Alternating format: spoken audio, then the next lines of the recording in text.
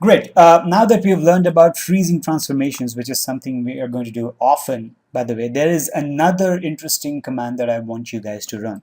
But before that, I want you to understand that Maya is a really smart tool.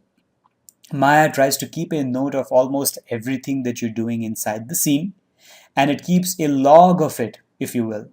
Now, this log is called as history. I'm going to show you the history of this particular object. If you look in the channel box in the input section, you can see that a cube was created and transformations were frozen just by looking at it. You can shut this file out and you can reopen it and you will still see this history. And this history, by the way, has nothing to do with your undo cue. Okay, this will just keep sitting here, this information, this logbook, if you will. Now, history is of two kinds. There's good history and there's bad history. Okay, we'll talk about good history when the time comes, but I want you to know what history in general does to the scene.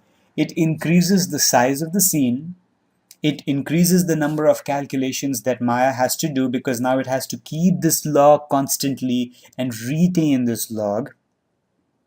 And in doing so, it's going to make your file more prone to crashing.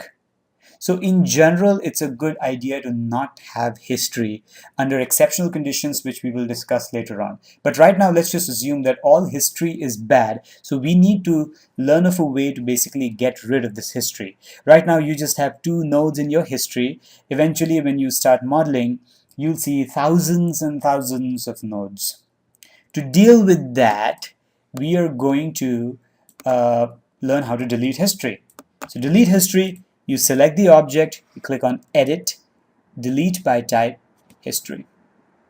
I click on this on 3 and I want you to look at the channel box. 1, 2, 3. And the object exists, history is gone. Now, when you guys are deleting by type history, I want you to be aware of another option that is really close by, which is delete all by type history, which deletes the history on objects, on all the objects of the scene. So be very careful of that. I do not want you guys to use delete all by type history.